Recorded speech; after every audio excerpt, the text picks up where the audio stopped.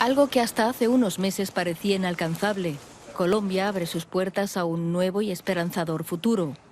El gobierno de Colombia y la guerrilla de las FARC pusieron punto final al conflicto armado más antiguo de América Latina por la vía de la negociación.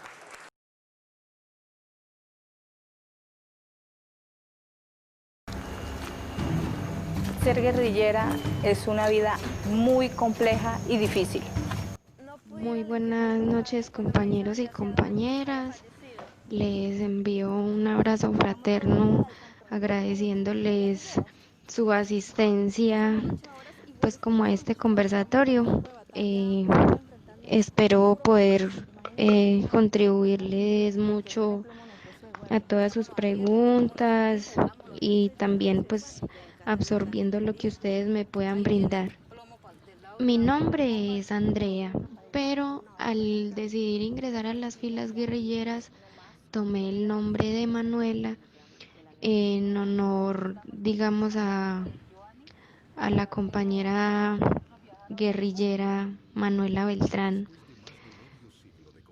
Fue un nombre que escogí también como por la historia política de nuestra América y tratando de llevar en alto la memoria de las mujeres en esa época de la colonia también.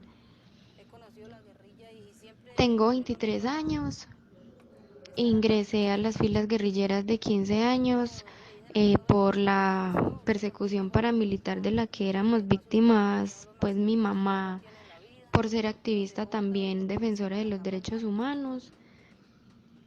Ella fue perseguida por el Estado colombiano y posteriormente fue capturada cuando yo tenía como 4 o 5 días de haber cumplido los 15 años. Entonces heredé pues como esos problemas también de seguridad que son muy típicos en la ciudad de Medellín, Colombia, y pues sufrí también persecución también por mi activismo político en la secundaria.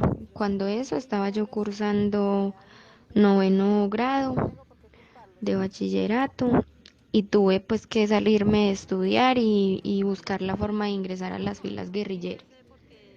Mi decisión fue muy difícil, al mismo tiempo que fue muy difícil para mi familia, pues que yo me haya desaparecido así, me haya ido de un momento a otro sin decirle nada a nadie, sin despedirme de nadie tampoco.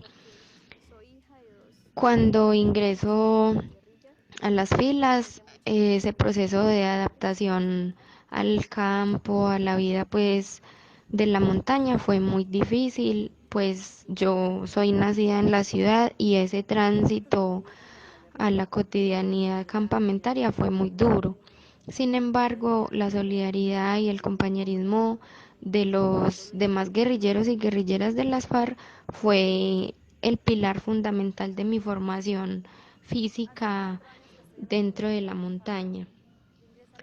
En este momento me siento muy nostálgica por haber hecho ese tránsito a la vida legal, nuevamente retornar a la ciudad de Medellín.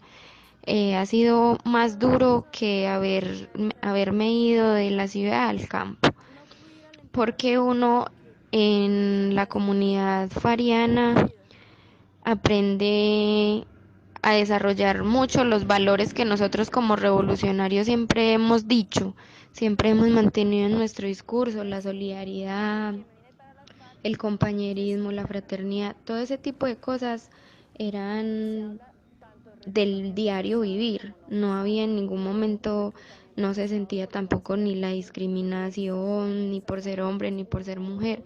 Entonces era un entorno muy familiar, éramos muy unidos, porque en cuestiones militares y políticas y culturales y reconocíamos a nuestro compañero, nuestra compañera como parte fundamental de nuestra propia vida.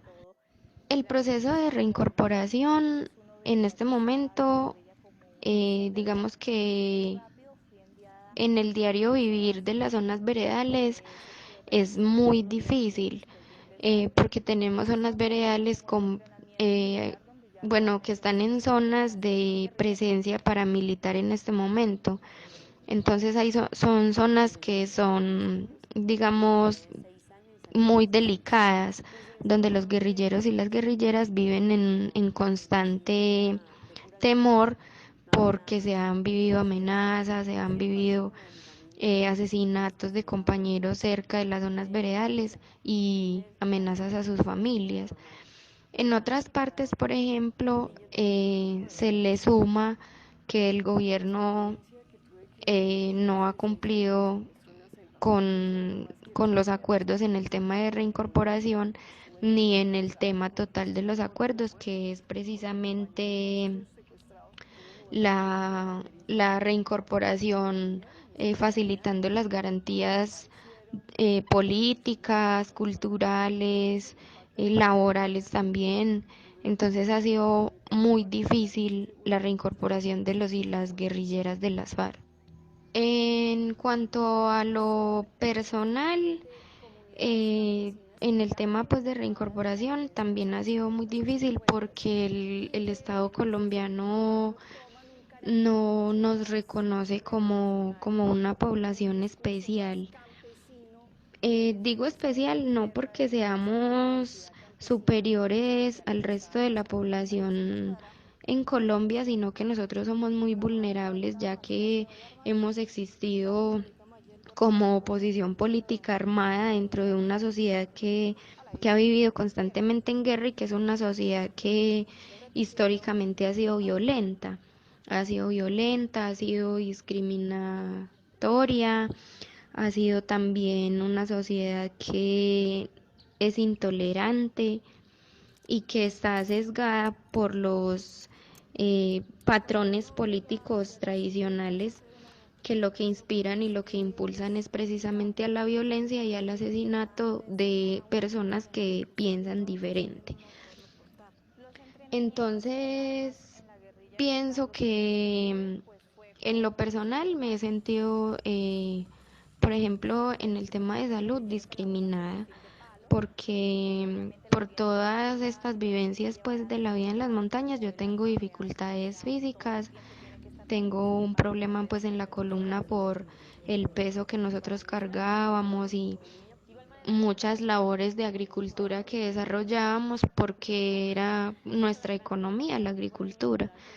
Entonces tengo problemas de columna y cuando he ido a las citas o eso, obviamente tengo que decir que es ese régimen subsidiado que nosotros tenemos y muchas veces no me atienden, muchas veces los médicos no me revisan como deberían hacerlo, como con cualquier persona. Entonces sí siente uno como ese rechazo por nuestra historia individual como guerrilleros de las FARC. Eh, Cuento con una familia que me ha apoyado mucho, pues políticamente son de nuestro pensamiento revolucionario y transformador y de la mano de ellos he ido como recogiendo esas sabidurías que antes había tenido que olvidar, sabidurías cotidianas como por ejemplo conocer la ciudad, saber para dónde voy, para dónde queda el norte, vestirme otra vez de civil. Todo ese tipo de cosas hacen que uno se sienta nerviosa o que uno pues tenga como ciertos miedos, porque es como volver a nacer, la reincorporación es como volver a nacer, aprendes otra vez a comer cosas diferentes que hace años no comías, ponerte zapatos, por ejemplo. Son muchas cosas que nos afectan, la verdad, desde lo más mínimo, pero que poco a poco hemos ido construyendo y fortaleciéndonos como colectivo de guerrilleros de las FARC, guerrilleros y guerrilleras que estamos pensando en que a pesar de las dificultades y de las trabas judiciales, de muchos procesos, eh, se nos niegan. Por ejemplo, el Estado colombiano no ha podido implementar el tema de los proyectos productivos, que es un tema que nos toca mucho porque nosotros no tenemos ninguna experiencia laboral, nosotros no, muchos no tenemos el estudio completo, pues el bachillerato, ni tenemos una carrera universitaria y para nosotros es muy difícil acceder a un trabajo. Pero más allá de acceder a un trabajo, también nos pensamos en cómo nosotros empezamos a generar espacios en donde las comunidades participen también. Entonces, proyectos productivos como por ejemplo una huerta, por ejemplo, proyectos de piscicultura, todo ese tipo de cosas de la mano de las comunidades, el Estado colombiano no les presta atención y tampoco genera los espacios, tampoco abre los espacios para que las comunidades conozcan cuáles son las oportunidades que tienen después de haber firmado los acuerdos. ¿Hasta ahora alguien tiene alguna inquietud? ¿Quisiera hacer algún aporte? Bueno, mientras los compañeros terminan los audios, de escuchar los audios, yo te hago la pregunta. Mira, eh, Andreita, no, lo que cuentas es muy interesante y es maravilloso escucharte y saber de tu experiencia y de tu valor y de tu historia de vida. Muy bacano. Mi pregunta es la siguiente, mira, en distintas circunstancias, que no sé si hacer la introducción o hacer la pregunta directamente. Mejor hago la pregunta en directo, de una vez. Dime tú, ¿cuáles crees que son los principales aciertos de las FARC durante la guerra y sus principales errores? Me gustaría saber qué opinión tienes tú sobre esa experiencia en general. Bueno, compañero, les contesto desde mi experiencia como guerrillera de base, también con mi experiencia dentro de las filas como secretaria política de célula que fui. Pues para los que no tienen conocimiento, nosotros al mismo tiempo que éramos ejército alzado en armas, también éramos partido político clandestino. Entonces cada escuadra, que se componía de 12 personas, era al mismo tiempo célula política, o en otras palabras podemos decirle grupo de estudio, o no sé cómo lo llamarán los partidos tradicionales, pero sí, era una célula política en donde era el espacio democrático que nosotros teníamos, donde los comandantes militares, pues por rango jerárquico, no tenían cargos dentro de la célula. Esos cargos de secretario político, secretario de educación y secretario de cultura eran escogidos por votación, o sea, las mayorías. Fui secretaria política 4 años y secretaria de educación 3 años. Y esos componen pues como mis 7 años de ser guerrillera. Los principales aciertos que yo siento que, que fueron pues nuestros, considero que nosotros desarrollamos una sociedad altamente humanizada. Nosotros desarrollamos un ser pensante, crítico y muy, muy, muy humanizado. Me refiero a humanizado es a que nosotros teníamos normas que nos hacían tener unos valores humanos y éticos revolucionarios al 100%. Entonces uno de esos aciertos es construir esa sociedad con ética y valores revolucionarios, netamente revolucionarios, y que estábamos en constante construcción. éramos un ejército en constante construcción del ser participativo en una sociedad como la nuestra, la colombiana. Los errores que cometimos fueron no haberle explicado a muchas personas, a la población civil que nosotros llamamos, el objetivo de las acciones militares que hicimos, el objetivo, digamos, el propósito, la visión. Eso fue un error que hoy en día nos está, digamos, pasando la cuenta de cobro y al que le estamos poniendo la cara con la Jurisdicción Especial de Paz, con los actos de reconciliación con esas comunidades, explicarle a la gente nuestra razón de, de accionar militarmente fue un error nuestro muy grave. Dentro de esos errores también cabe, por ejemplo, lo que nosotros llamamos la ley 002, que era la ley de las retenciones con fines económicos, que consistía en capturar empresarios o terratenientes o en su debida zona, personas que eran dueñas de grandes extensiones de cultivos cocaleros o de producción de coca y marihuana.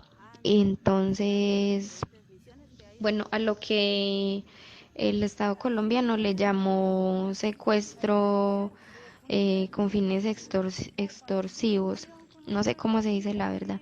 Dentro de esas retenciones con fines económicos, también nos regíamos por una ley que se llamaba el impuesto para la paz, que se le cobraba a empresarios, grandes terratenientes, dueños de extensiones de tierra grandotas, se les cobraba un impuesto de funcionamiento, porque ellos también le destinaban un dinero eh, a los ejércitos paramilitares de las zonas. Entonces nosotros asumimos que si daban dinero para la guerra, también deberíamos nosotros haber cobrado un impuesto para la paz. En el año 2011, si no estoy mal, las FARC asumió las retenciones con fines económicos como un error y ahí fue donde se cortó pues como con esa forma de actuar. Buenas noches, compañeros. Gracias, Leo. Estoy oyendo apenas los audios. Este pequeñito y humilde comentario es para ti, Andrea o Manuela, como quiera que te llamen. Quiero felicitarte, compañera. A veces nos quejamos de cosas tan superficiales, a veces uno se queja de cosas tan superficiales o que uno cree que uno tiene el problema más grande del mundo, más difícil. Todos tenemos problemas, pero déjame decirte que con solo este audio que oí, quiero felicitarte y eres una chica muy aguerrida, muy valiente. Le felicito. Como te digo, a veces uno se queja por cosas tan superficiales y uno juzga y uno critica y uno cree que todo el mundo tiene que, que sentir lástima, no lástima, sino que, como decir que uno es el único que lo tienen que querer y que uno es el único que tiene problemas y que todos tienen que ver por uno y no. Andrea, al oír este audio, para mí fue un poquito difícil oírlo, pero le felicito. Siga adelante, compañera. Y yo el otro día lo dije, tal vez fue un poco exagerado lo que dije, pero es cierto, yo a veces no le llego ni a los pies a muchas compañeras de ese foro que han pasado, que han vivido, que son luchadoras. Yo apenas estoy aprendiendo un poquito de eso y la felicito, Andrea. Siga adelante. La felicito, la readmiro y siga adelante, niña. A veces uno se queja de cosas tan superficiales que uno cree que tienen todos los problemas del mundo, todas las situaciones del mundo, y a veces uno ve a personas como tú, valientes, aguerridas. Siga adelante. Gracias, buenas noches. Muchas gracias, compañera. Igual no, no se sienta que apenas está empezando, que hay muchas personas con más que yo, por ejemplo, ese tipo de cosas. Yo creo que pues le propongo que también hay que superarlas porque todo parte de que nos reconozcamos como seres fuertes que tenemos nuestro propio tiempo de hacer cosas y que bueno, yo tengo una experiencia que comparto con ustedes hoy en todos los espacios en donde me encuentro. Trato de compartir esa experiencia porque uno entiende que hay personas que no vivieron eso.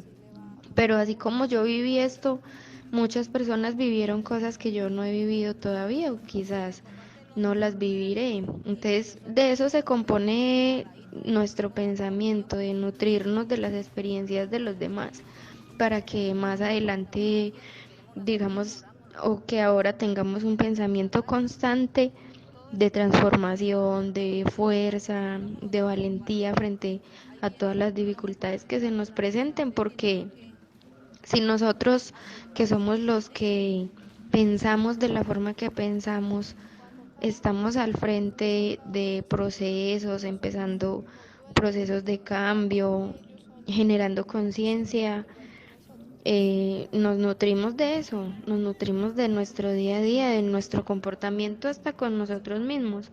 Y ese es el ser revolucionario. Eh, Andreita, qué rico saludarte. Saluditos de Memo. Andrea, querida compañera camarada, te hago la siguiente pregunta. A mí me preocupa, algo que me atormenta bastante porque uno ¿cómo se llama esto? Pues mide uno sus limitaciones ahí, las limitaciones en cuanto a que no puede hacer nada, se me olvidó el nombre. Se ve impedido, no, bueno, se me olvidó la palabra, ahorita me acuerdo de la palabra. Eh, Principalmente con el estado anímico y moral de los que fueron la base de combatientes, de los compañeros guerrilleros. Me preocupa de ellos bastante ese estado anímico. Me gustaría saber tú cómo lo has medido dentro de los compañeros con los que has tenido contacto que han sido combatientes, o bueno, son combatientes porque todavía siguen siendo combatientes, solo que son combatientes no armados, pero siguen siendo combatientes por ese lado. ¿Cómo le explicaríamos? Porque nosotros aquí en el canal tuvimos que, en esa época tú no estabas, enfrentar unos debates muy interesantes, que había mucho compañero internacional que de una u otra manera también se le cayó, digamos así, la moral revolucionaria porque veían en las FARC una esperanza para América Latina. Especialmente, por ejemplo, mucho compañero venezolano y de pronto uno que otro por ahí, creo que si la memoria no me falla, ecuatoriano, decían que cómo podían entregarse a un estado criminal, que lo sigue siendo un estado criminal. Es un estado con el que supuestamente pues, el acuerdo iba o va en camino a que en los próximos 10 o 15 años se desmonte ese estado criminal y se cambie por un estado más tolerante o al menos en donde nos podamos enfrentar con nuestros diversos intereses de clase, pero de una manera democrática. Entonces, ¿qué le diríamos a esos compañeros que de pronto sienten un poco de fraude, se sienten defraudados? Te lo digo yo, en lo personal no, aunque los que nunca estuvimos como combatientes, pero de una u otra manera aportamos al proceso, pues Creemos pues que hay maneras de entender la cosa o podemos entenderlo, pero ha sido muy difícil sortear pues para el mismo campo revolucionario la situación actual, pues al fin y al cabo nos reafirmábamos o se reafirmaba políticamente en las convicciones en ese momento, pues de que era una, llamémoslo así, una guerra justa. Compañerita, ahí te dejo. Quiero oír tus opiniones, Andrea. Chao. Bueno, el compañero Memo le agradezco mucho su preocupación frente a nuestro estado de ánimo y de moral de combate político ahora. Es muy importante para nosotros como guerrilleros de base llegar a la actividad política legal y encontrar compañeros que le dan la mano a uno y que dicen, bueno, a pesar de las dificultades, vamos para adelante. O sea, unos con otros nos damos moral porque esto no es fácil. No es fácil haber hecho ese tránsito, no es fácil haber sufrido este proceso de dejación de armas. Y partamos del hecho de que no nos entregamos al Estado criminal. Partamos del hecho de que nosotros hicimos un alto en el camino. Hicimos un alto en el camino dentro de la guerra alzados en armas, porque estamos en una constante guerra por todos los sectores que pueda tener una sociedad. Nosotros vivimos en una constante guerra que la asumimos de manera política, ¿cierto? Eh, no diciendo que anteriormente no lo habíamos tomado de esa forma. Pienso que nosotros cuando estábamos en las montañas luchábamos, vivíamos, dormíamos, caminábamos por este sueño de la transformación social, de la toma del poder para el pueblo, ¿cierto? Y es ese mismo sueño el que hoy nos mueve. Y dentro de todo nuestro proceso revolucionario y nuestro aprendizaje, aprendimos que la conclusión de la vida misma es luchar desde donde nos toque, es luchar desde lo político, desde lo cultural, desde lo artístico, desde lo educativo, desde el ser individual, lo que yo les decía ahorita, desde nuestro propio ejemplo con nuestra familia. Esos son sectores de la lucha, esos son formas de lucha también. Entonces no veo el por qué desmoralizarse o el por qué como desilusionarse de que ya las FARC no tiene armas, sino más bien contribuir a ese camino político que nosotros llevamos como América, ¿cierto? Que Colombia es un ejemplo de lucha, sí, como muchos países, El Salvador, bueno, todos los que hemos tenido esa historia, somos un ejemplo y aprendemos de las experiencias. Yo creo que es muy pronto también para decir, no, la cagamos, o sí, acertamos, ¿cierto? Estamos en ese proceso todavía de pelearnos esa dignidad. Bueno, buenas noches compañeros, soy José de Honduras. He escuchado todos los audios de Andrea y de todos los compas que están en el chat. Y me llama la atención mucho el proceso de reincorporación, que para ti, Andrea, entendí que fue mucho más fácil adaptarte a la vida guerrillera, a la vida del campo, que luego adaptarte a la vida social y política de Colombia. Y te entiendo, lógicamente te entiendo, porque estabas en la montaña, estabas rodeada de combatientes, con un mismo espíritu, con un mismo objetivo, con una clara visión de la lucha que se llevaba palmo a palmo. No así cuando tú, después de varios años de estar en el fragor del combate, en las montañas guerrilleras, regresas a la ciudad y te encuentras con un mundo mucho más complicado que cuando lo dejaste. Digo en el sentido de que un estado con gobernantes represivos y que todavía hay paramilitarismo y hay muchas cosas. Mi pregunta es si ustedes siguen alimentando los grupos de estudio, los círculos de estudio, como lo decías, o nosotros en nuestro movimiento llamamos colectivos. Y eso pues nos permitirá mantener el espíritu revolucionario, ¿verdad? Dejo eso ahí para que a ver qué. Muchas gracias y felicitaciones, Andrea, porque realmente me ha impactado tu forma de manejar todo esta temática de la lucha guerrillera, ¿verdad? Y esto es muy interesante. Estoy muy, muy contento de haber escuchado de viva voz esa charla. Excelente, felicitaciones.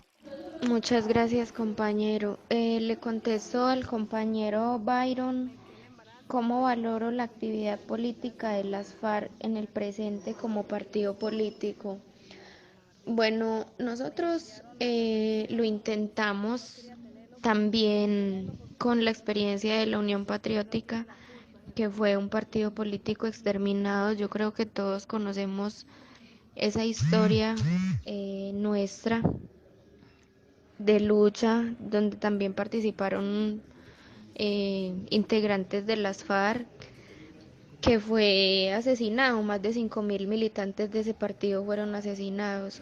Y eso, digamos que impulsó la lucha armada hasta estos tiempos, pues concluyéndose en el proceso de paz. Eh, Nuestra actividad partidaria en este momento es una secuencia de aprendizajes para todos desde el más alto, desde el jefe, el comandante en jefe de las FARC hasta el guerrillero, el último guerrillero que ingresó antes de dicho proceso. Yo creo que en este momento estamos todos en doble tarea, que es nuestro proceso de reincorporación individual con la sociedad, en el reencuentro con nuestras familias, con nuestro propio ser y nuestra tarea dentro de la sociedad como individuos, y en esa reincorporación política de nutrir el partido, de trasladar esas experiencias clandestinas a la actividad política, social, legal, ¿cierto? Pública. Entonces yo creo que nuestra actividad es precisamente esa de aprendizaje, de construcción con las comunidades, de, de fortalecer muchos procesos también que venían siendo clandestinos, que hoy están también en ese tránsito, porque no solamente los guerrilleros estamos en reincorporación, sino también el partido clandestino que había en las ciudades, ¿cierto? Ellos también hicieron ese proceso del tránsito de la actividad clandestina a la actividad política legal.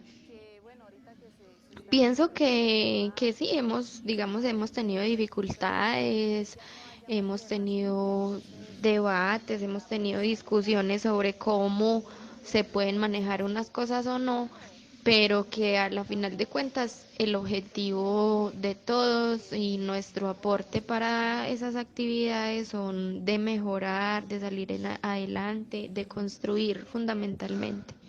Compañero José de Honduras, le respondo pues que efectivamente nosotros seguimos nutriendo esos círculos de estudio que antes eran células políticas, hoy se llaman comunas.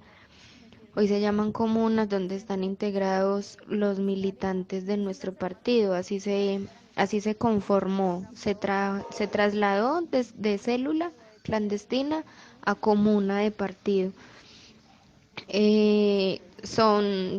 Digamos que en las comunas se encuentran pues diferentes eh, tipos de personas, si se puede llamar así, o formación académica diferente. Por ejemplo, yo milito como guerrillera en proceso de reincorporación en una comuna, otros en otra, y así sucesivamente. Cada comuna tiene sus secretarios, tiene también su trabajo social, tiene, digamos, como influencia en muchos procesos, por ejemplo, las universidades, por ejemplo, los colegios, las empresas, los barrios, trabajo juvenil también, trabajo de género. Entonces, en una comuna se destinan, digamos, mucha labor política eh, para, para seguir construyendo pues como esa idea, ese contexto, perdón, ese contexto social que en armas también nos pensábamos. Camarada Andrea, buenas noches. Hablas con Rafael Ahmed. Un placer escucharte. Excelente la charla, camarada. Te felicito. Mi pregunta es, y me surge esa pequeña inquietud, desde el movimiento FARC, con lo que está pasando con este gobierno, y más que no le cumplieron, ¿no consideran ustedes que hay que volver a retomar las armas y frentear este gobierno corrupto? Muchas gracias y nuevamente felicitaciones. Y te hago esta pregunta porque, verdad, algunos compañeros incluso del movimiento le dicen a uno es esa parte. Hombre, ¿cómo está la situación? Hay que felicitar a todos los que, al movimiento insurgente FARC que se apuntaron al proceso de paz, pero antes aguantan demasiado con todo lo que les ha incumplido este gobierno. Feliz noche y muchas gracias.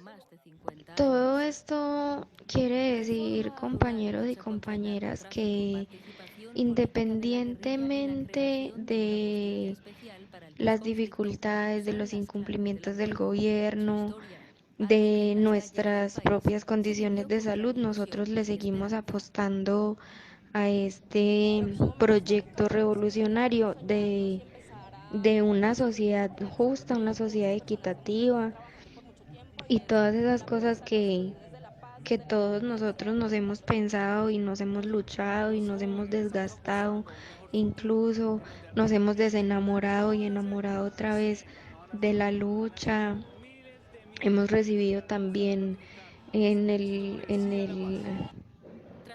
digamos, en estos tiempos, mucha discriminación, por ejemplo, pero a final de cuentas tenemos la férrea convicción de que esto va a cambiar en algún momento, compañeros y compañeras. O sea, nosotros vivimos y nos desvivimos por este proyecto, y que además de eso son muchas cosas las que nos impulsan. Por ejemplo, a mí en lo personal, sí está la injusticia, la desigualdad, todos esos vejámenes que nosotros sufrimos como sociedad. También está los compañeros y las compañeras que hoy no nos acompañan, ¿cierto? Los que ofrendaron su vida en el combate, los que aún continúan en las cárceles, ¿cierto? Todos esos compañeros caídos, muchas cosas que a nosotros nos alientan a continuar. Entonces yo pienso que pueden existir mil y una dificultad más, pero que a la larga si esta generación no lo logra, vendrán otras generaciones que también lo van a intentar, porque, porque esa es la dialéctica, ¿cierto? Esa es la dialéctica de la vida, es la dialéctica política de las cosas. Bueno, mira, compañero, la verdad, yo te voy a contestar desde mi visión personal de las cosas, porque me entenderán que es muy difícil para mí contestarte a nivel colectivo, ¿verdad? Porque nosotros como partido, como movimiento alzado en armas, obedecimos y aceptamos, además de todo, aceptamos conscientemente este proceso, ¿cierto? Este proceso de dejación de armas, sabíamos que no iba a ser fácil, que el Estado colombiano obviamente iba a incumplir, que nos tocaba dar una pelea muchísimo más dura y muchísimo más desigual que antes.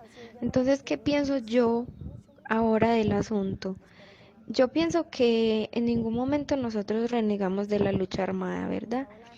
La lucha armada sigue teniendo vigencia hasta la toma del poder, incluso algo después, ¿cierto? Porque después de la revolución viene la contrarrevolución y decía el comandante Hugo Chávez que las revoluciones no se hacen con flores.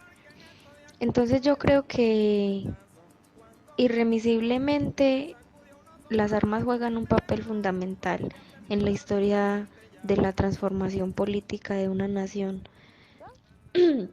Y pienso también y me sueño además, que va a llegar un momento en Colombia en donde se dé un 9 de abril, por ejemplo. Yo me sueño que en Colombia estalle nuevamente la insurrección y que esta vez sí haya un partido político que esté claro de ese contexto y que sea capaz de dirigir a las masas, que sea capaz de dirigir, digamos, esa insurrección a un buen término, ¿cierto?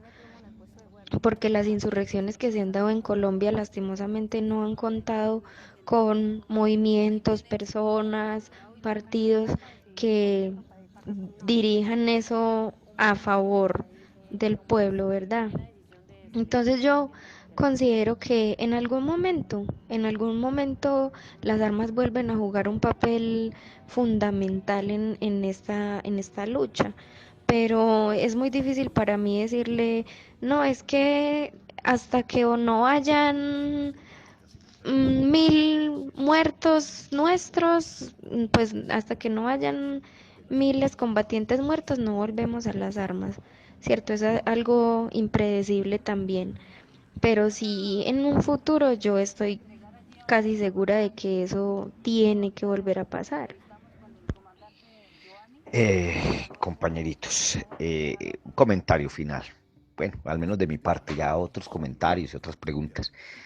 En todo caso, el valor y la importancia que ha tenido este proceso de paz para Colombia ha sido histórico. En algún momento, por ejemplo, lo fue también el proceso de paz que llevó el M-19, porque desembocó al fin y al cabo en una constituyente, tiene su grado de importancia. En esa época yo desde mi radicalidad lo veía como una especie de traición. Me supongo que habrán personas en el movimiento revolucionario, en el campo revolucionario, que ahora esto que yo valoro tanto, que es este proceso de paz, bueno, este proyecto de proceso de paz, porque lo que se está convirtiendo cada vez más es en un proyecto, lo valoro bastante. Bueno, ese era un comentario, pero el que quería decir es un ejemplo, un ejemplo que muestra el valor que ha tenido este proceso o este proyecto de proceso de paz. Eh, lo quería hacer para que comparáramos. Por ejemplo, el día de ayer, al frente de la Cuarta Brigada de Medellín, hubo una protesta que en la historia nunca se había hecho y nunca se había podido hacer. A nadie se le hubiera ocurrido hace solamente 5 años, póngale menos, póngale 2 o 3 años, siquiera manifestarnos al frente de la Cuarta Brigada exigiendo que uno de los generales respondiera por los crímenes que había cometido, uno de los generales de la Cuarta Brigada.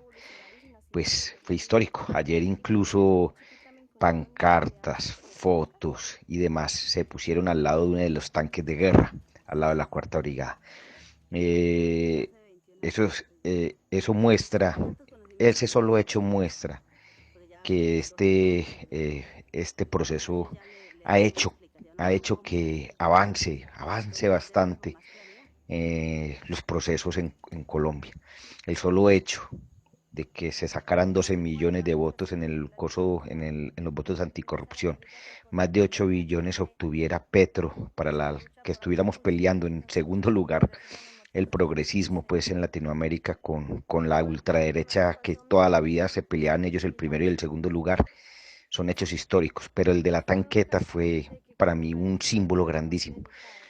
En el pasado, hace 2 años, nos hubieran levantado a física bala o se hubiese cometido en ese mismo acto una masacre, hubieran desaparecido, detenido y matado y torturado a todo el mundo. Bueno, compañeros, era simplemente un comentario que quería decir para decir que yo valoro en todo caso positivamente esto que se ha hecho porque ha hecho avanzar mucho el acontecer político en Colombia. Y esa es la parte que también creo que hay que valorar. Compañeritos, compañeritas, saludos y abrazos para todos, aunque creo que ya había saludado. No, pues bueno, mi apreciación frente al proceso tiene algo de incertidumbre porque, bueno, la situación en realidad es muy compleja y, y si bien reconozco aspectos muy positivos como los que menciona Memo, que podríamos genéricamente llamar de apertura democrática y de mejores condiciones para la oposición política, que de a poco se van ganando, porque en realidad pues es un proceso. Si bien valoro eso, también estoy un poquito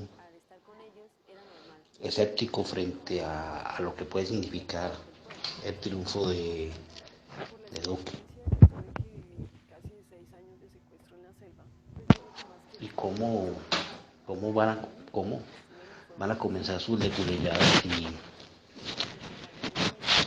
y su cinismo jurídico, político, para dar por el traste buena parte de las esencias de los acuerdos, de las partes importantes de los acuerdos. Últimamente lo hemos vivido con la JEP,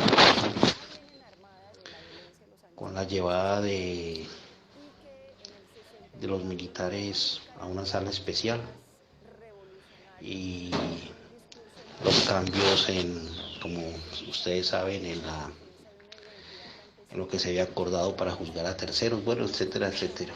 De todas maneras, esperamos que el blindaje del acuerdo, en especial, o por lo menos en primera instancia a nivel nacional, la Corte Constitucional defienda las partes más importantes y más fundamentales de lo que se acordó en La Habana.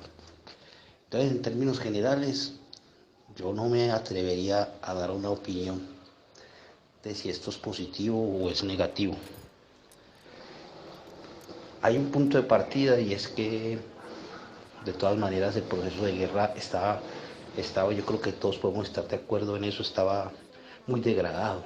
La violencia estaba teniendo un impacto muy fuerte en la población civil.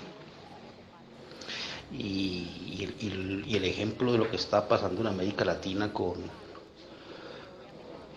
un auge del progresismo mientras Colombia permanecía al margen, parecía insinuar que el motivo era la guerra y que podría haber una esperanza de buscar nuevos espacios políticos en la oposición civil, dada el contexto internacional, que de a poquito se ha venido imponiendo un discurso de derechos humanos. Y bueno, aunque eso de todas maneras sigue en disputa, porque ahora estamos acudiendo en América Latina a la estrategia del sabotaje jurídico, que pone en tela de juicio buena parte de las democracias liberales latinoamericanas, pero bueno, pues era posible esa lectura. Entonces, si bien pues había como un punto de partida para pensar que se le podía juzgar que se le podía apostar a un proceso de paz y a buscar garantías para la oposición política. También es cierto que el Estado colombiano tiene unos sectores políticos que no son propiamente contradictores ideológicos de derecha, sino que son criminales y corruptos con todos los cinismos y medallas posibles, haciendo política. Entonces es una situación muy particular que nos pone, o que me pone a mí por lo menos a pensar qué tan posible será la construcción de ese acuerdo de paz en lo sustancial. Bueno, creo que esto se está haciendo muy largo. Básicamente pues esa es mi idea, mi impresión. Yo todavía sigo con muchas expectativas, esperanzas. Me anima mucho lo que dijo Memo, no lo había pensado, me gusta también escuchar muchas cosas que dice Andrea. Y como Andrea dice, esto es un proceso que, si bien hay motivos para estar alerta, pues todavía hay posibilidades de construcción, aunque el escenario sea bastante complejo y complicado, por, como ya lo dije, la presencia de sectores más que políticos delincuenciales en la política colombiana, que posan de estadistas de derecha. Bueno, un abrazo pues, y gracias Andreita, sigo escuchando. Para mí ha sido muy gratificante poder compartir este tema con ustedes, y obviamente he aprendido mucho también porque, pues como decía Leo, yo tampoco había visto de esa forma pues como la actividad que hubo ahí en la cuarta brigada. Entonces, sí, yo creo que a pesar de que hay muchas dudas, hay muchos temores también sobre el futuro de, de la implementación de los acuerdos de paz, yo creo que más que eso sí existe la convicción y la fuerza de que le vamos a seguir contribuyendo al cumplimiento de dichos acuerdos, y además de eso a la construcción y a la deconstrucción social en la que vivimos, ¿cierto? Y no, muchísimas gracias a todos por su asistencia, por sus aportes, por sus preguntas también, que seguramente muchos la tenían guardadita ahí desde hace rato y no habían tenido como la oportunidad de escuchar una respuesta, y que además de eso yo espero que hayan quedado satisfechos con mis respuestas, y que por aquí a la orden, cuando ustedes consideren que podemos hablar de un solo tema en específico, de preguntarme algo así, digamos, muy puntual también sobre mi experiencia, mi día a día, muchas cosas que de pronto ustedes quisieran saber, pues aquí estoy para hacer todo lo posible por aclararles. En el día de mañana les estaré compartiendo un escrito que hice. eh, no lo he compartido con nadie tampoco, porque fue un escrito hecho en las montañas, muy mío, muy, unas apreciaciones muy personales sobre lo que estaba sucediendo en ese momento, que no había todavía la certeza de que iba a haber dejación de armas ni llegada a zonas veredales, pero sí se estaba pues como cocinando el tema de la firma final, de la firma del acuerdo final. Cuando yo escribí eso, seguía en guerrillera, entonces mañana les estaré compartiendo ese texto que yo elaboré. Epa, cámara Venancio, ¿y por qué le tiene rabia a los gringos? ¿Por qué hablan mal de mi patria? ¿Y qué piensa hacer con esos muérganos? Madurarlos a palo para que cojan juicio.